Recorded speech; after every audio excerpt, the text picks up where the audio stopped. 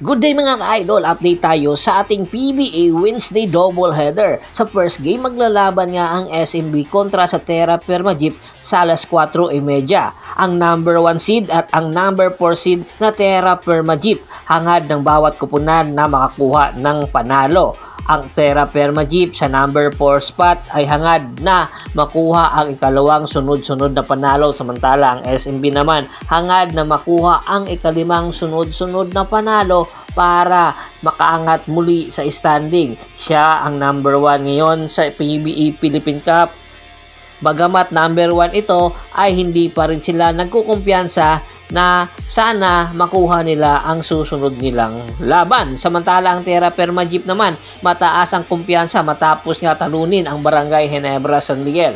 Samantala sa second game sa Northport, Batang Pier kontra Magnolia Pambansang Manok Timplado sa 7:30. Ang number 3 seed na Northport at ang number 10 seed na Magnolia. Ang kartada ngayon ng Northport ay 4 win and 1 loss. Samantala, ang Magnolia Pambansang Manok Timplados ay 1 win and 2 losses para ngalawang sunod-sunod na nga talo ng Magnolia at hangad ng Magnolia Pambansang Manok Timplados na makakuha ng panalo matapos nga ilang paso sila sa nakaraan laban nila ng NLEX. Samantala, ang Northport Batang Pier matapos nga talunin at ilang paso ang tropang Giga, hangad nila na makakuha rin ng panalo para maiangat ang kanilang kartada na pwedeng makuha sa 5 win and 1 loss. Kaya inaasahan na ilalampaso ni na Arvin Tolentino at Joshua Monson sina Mark Baroka. Samantala, marami ang nagtatanong simula pa ng PBA All-Star at hanggang sa huling laban ng Barangay Ginebra San Miguel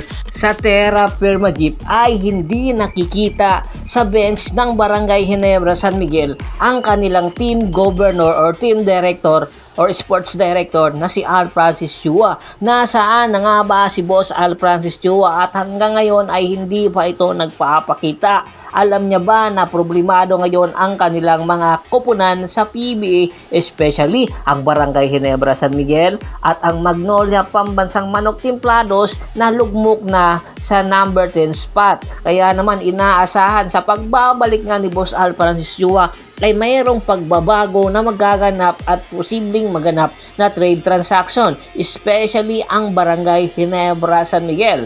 Sa huling laban ng Barangay Ginebra San Miguel sa Terra Firma Jeep, napansin ng mga fans at ng mga sports analysts na ang Barangay Ginebra San Miguel ay merong problemang kinaharap, especially ang kanilang big man na si Christian Stan Hardinger. Sa huling laban o sa huling quarter ng Terra Firma Jeep at ng Barangay Ginebra San Miguel, buong quarter ay hindi ito pinaglaro ni Coach Tim Cone. Pag-amin nga ni Coach Tim Cone, isa ito sa mga strategy nila para sa laban na yon kay Christian Stan Hardinger. Pero hindi ito ang nakikita ng mga fans at ng mga sports analysts. Hindi ito strategy dahil kailangan ng Barangay Ginebra ng panalo at kayang-kaya nilang ilang paso or talunin ang Terra Firma Jeep kung ipinaglaro nila sa fourth quarter si Christian Stan Hardinger.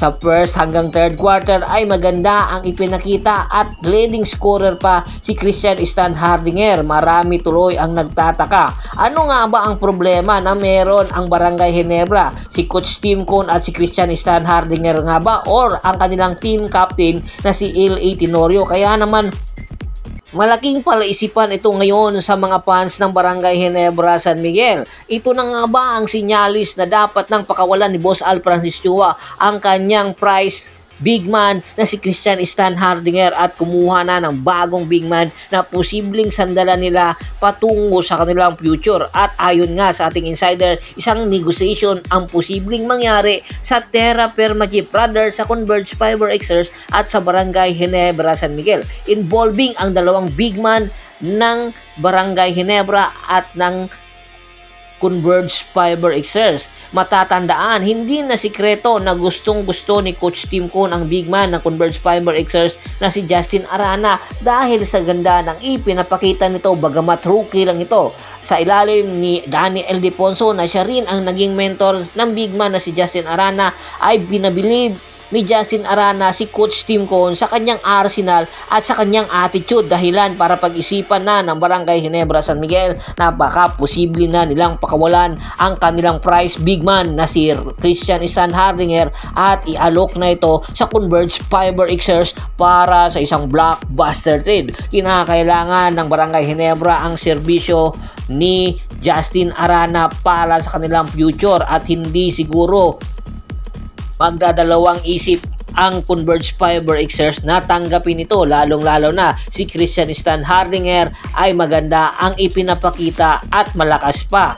Marami tuloy ang nagsasabi kung ayaw na ni Christian Stan Hardinger maglaro sa Barangay Ginebra San Miguel, wala siyang choice kundi ipa-trade na siya or i-trade na siya or mag-request siya ng trade papunta sa ibang kupunan, dahil hindi siya mapupunta sa Magnolia, hindi rin siya mapupunta sa San Miguel, kundi sa mga independent team na posible niyang paglaruan. Kaya anytime ang nasabing negotiation na nagaganap sa Converge Fiber Xers at sa Barangay Ginebra ay malaking posibilidad na mangyari kung magbabalik si Boss Al Francis Chua. Bago pa man natin tapusin ang ating kwentuhan, shoutout muna tayo sa ating mga solid na followers na laging sumusuporta sa atin. Kay Kagawad Kat sa Kinudukusin ng Hagonoy, Bulacan, Ricky Lanza ng Ricky Rider TV ng Tansa Cavite, Anthony Laquealon sa Laquealon Family, Ronald Bersobidad, Dennis Lagdaan, Francis Aruta. Marami pong salamat sa walang sawang niyong pagsuporta. Pakibisita rin po ng Facebook fanpage ko, pakilike, pakipollow, pakishare, ganoon din po sa YouTube channel ko. Hanggang sa muling kwentuhan, maraming salamat po.